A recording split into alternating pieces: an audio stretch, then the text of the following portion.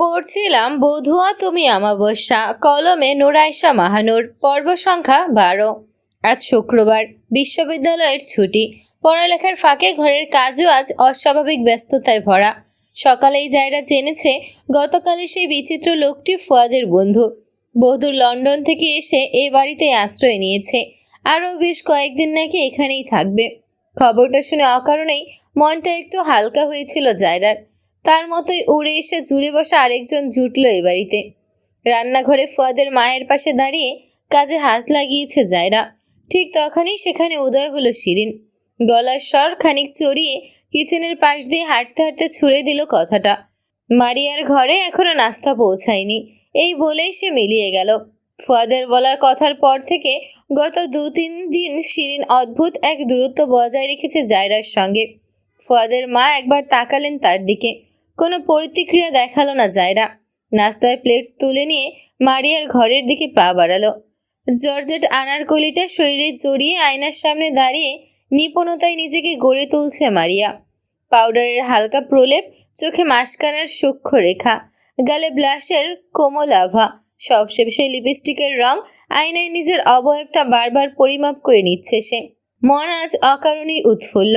আসলে শুধু আজ নয়, গতকাল থেকেই তার ভেতর একরাশ উচ্ছ্বাস জমে আছে।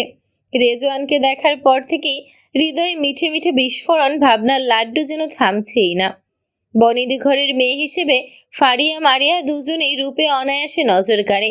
তবে এই দৌড়ে মারিয়া খানিকটা এগিয়ে। সারাদিন তার কাটে রূপচর্চার হিসাব নিকাশে। কোন প্রসাধনী মুখের আলোর ঝিলিক বাড়াবে, কোন ছোঁয়ায় সৌন্দর্য পূর্ণতা পাবে, এই নিয়েই তার ধ্যান জ্ঞান। নিজেকে একবার ঘুরে দেখে পাশ থেকে শিফরানের ওড়নাটা কাঁধে তুলে নিল মারিয়া। আয়নার সামনে দাঁড়িয়ে আবারও নিজের দিকে তাকিয়ে হালকা গুনগুন স্বরে গেয়ে উঠল, কত কি যে ভাবি আমি, কেমন হবে আমার স্বামী। দুই চোখে ঘুম নাই রে আমার, দুই চোখে ঘুম নাই রে।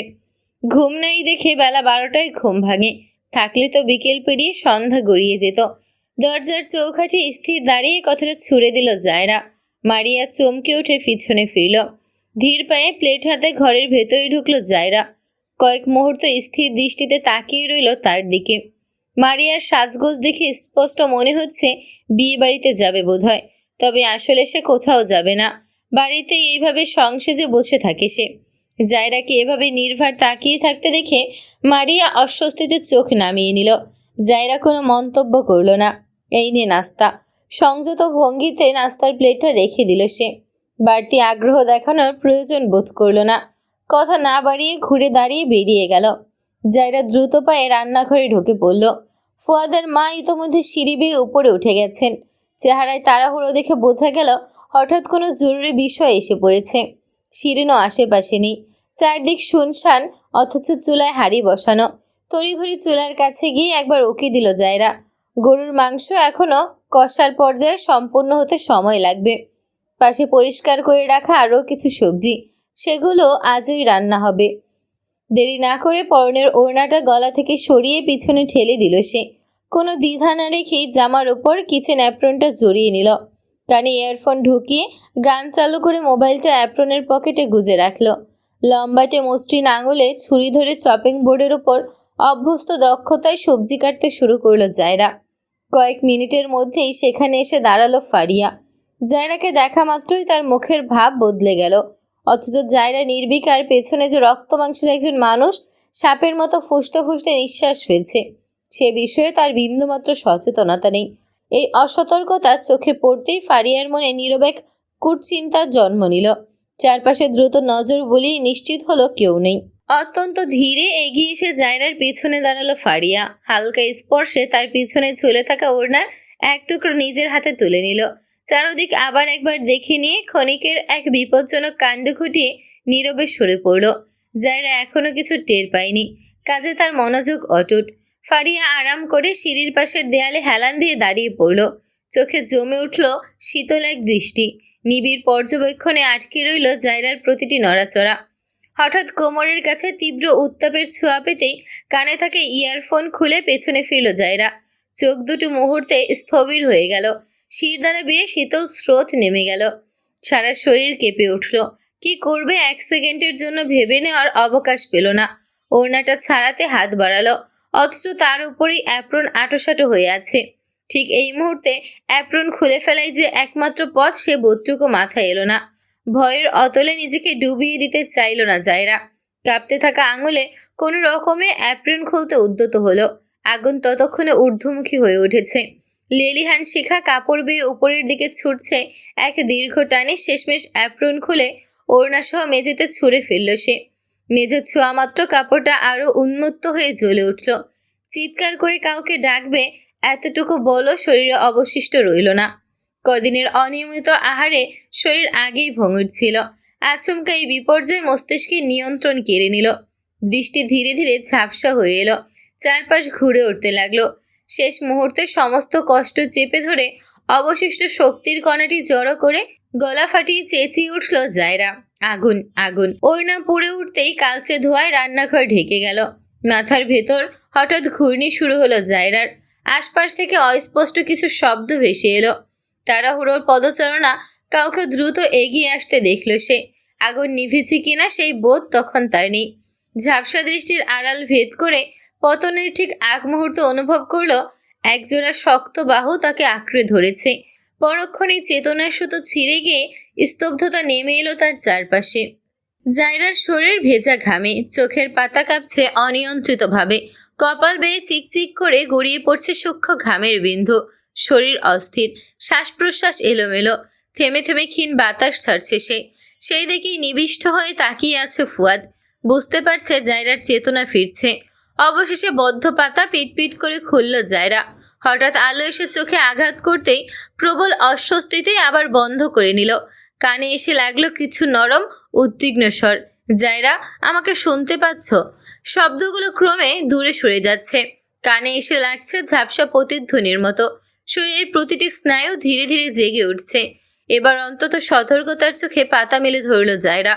অন্ধকারের আবরণ ভেদ করে চোখের সামনে ভাসল একটি অস্পষ্ট মুখায়ব। কয়েক মুহূর্তে সেটি ধীরে ধীরে স্পষ্ট হতে লাগলো। একজোড়া বুদ্ধিদীপ্ত চোখ অস্থির দৃষ্টিতে তার দিকে তাকিয়ে আছে।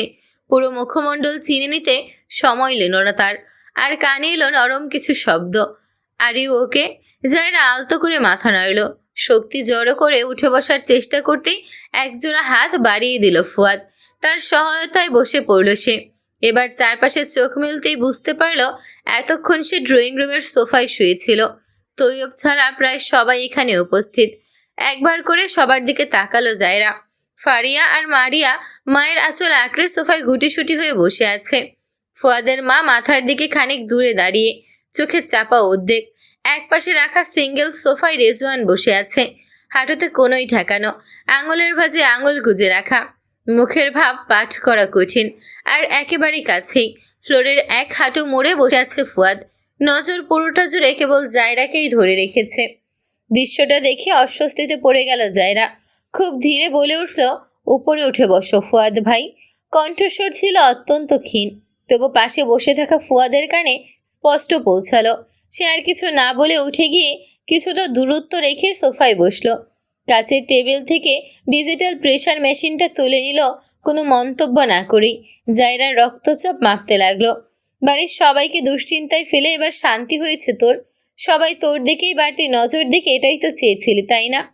শিরিনের কর্কশ্বরে ঘরটা হঠাৎ ভারী হয়ে উঠল। সবাই একযোগে তার দিকে তাকালো, শুধু ফুয়াদ বাদে। পরক্ষণেই দৃষ্টিগুলো আবার ফিরে এলো জায়রার দিকে। সে কোনো উত্তর দিল না, কেবল নীরব চোখে ফুয়াদের দিকে তাকিয়ে রইল। ফুয়াদকে আজ অদ্ভুত লাগছে। ঘন ভ্রুজোড়া বারবার কুঁচকে যাচ্ছে। ভেতরে ভেতরে কিছু একটা ঘনীভূত হচ্ছে তার মনে। কিছুক্ষণের মধ্যেই তার চোখে পড়ল স্ক্রিনের অসংখ্য জায়রার প্রেশার বিপজ্জনকভাবে নিচে। মির্জা বাড়িতে কি খাওয়া দাওয়ার এমনই টান পড়েছে? ফুয়াদের ভারী কণ্ঠে প্রশ্ন ছোড়া হলেও জায়রা কোনো উত্তর দিল না। নীরবে মাথা নিচু করে বসে রইল। এই নীরবতাই যেন ফুয়াদকে আরও কঠোর করে তুলল।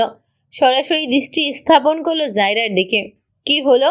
ওড়নায় আগুন লাগলো কিভাবে? কথাগুলো কানে পৌঁছাতেই তড়িৎভাবে নিজের দিকে তাকালো জায়রা। শরীরের উপর পাতলা একটা চাদর রেখে সামান্য স্বস্তির নিঃশ্বাস ছাড়ল। পর মুহূর্তেই সেই স্বস্তির ভার হয়ে নামলো বুকে। ধীরে ধীরে চোখ তুলে তাকালো ফারিয়ার দিকে। ফারিয়া বুকের ভেতর হঠাৎ করে ধাক্কা লাগলো। জায়রা এভাবে তাকিয়ে আছে কেন? কিছু কি আঁচ করতে পেরেছে? এই ভাবনাতেই অন্তর কেঁপে উঠল। জায়রা তবু মুখ খুলল না, একই স্থির দৃষ্টিতে তাকিয়ে রইল। আসলে সেই তাড়াহুড়োর মুহূর্তেই এক ঝলক ফারিয়াকে দেখেছিল সে, তখনই বুঝে গিয়েছিল এটা কাকতালীয় নয়, কারো কীর্তি। জায়রা দৃষ্টি অনুসরণ করে ফুয়াদও তাকালো সেদিকে। ফারিয়ার দিকে তার স্ত্রীর চাহনি দেখে আর বুঝতে বাকি রইল না। কণ্ঠ আরো রাশভারী হয়ে উঠল ফুয়াদের। চুপ করে আছো কেন? এক্ষুনি ব্যাখ্যা দাও। জায়রা দৃষ্টি সরিয়ে নিল। দীর্ঘ এক নীরবতার পর ঠোঁটের ভাঁজ থেকে শব্দ ঝরে পড়ল।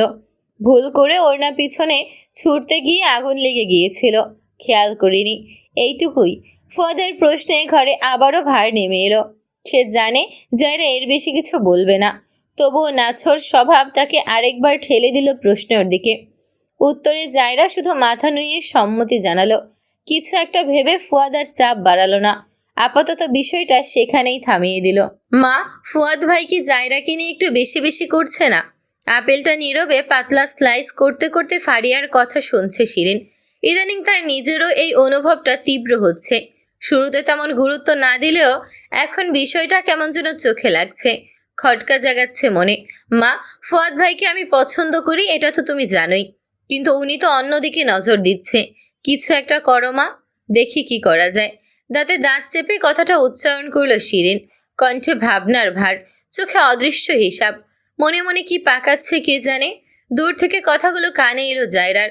অস্বস্তিতে আঙুলের সঙ্গে আঙুল ঘষতে লাগলো সে। যা আশঙ্কা করেছিল ঠিক তাই ঘটছে। এই কারণেই সেদিন ফুয়াদকে বাধা দিয়েছিল সে। চোখের কোণ বেয়ে দুফোঁটা জল গড়িয়ে পড়ল।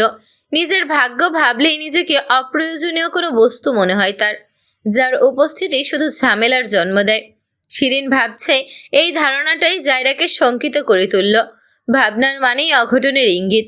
আর কোনো বিপর্যয় সে চায় না, কোনো কিছুর বিনিময়েই না। তাই ভেতরে ভেতরে এক কঠিন সিদ্ধান্ত গড়ে উঠল তার। ফুয়াদ থেকে যোজন যোজন দূরত্ব রক্ষা করবে সে।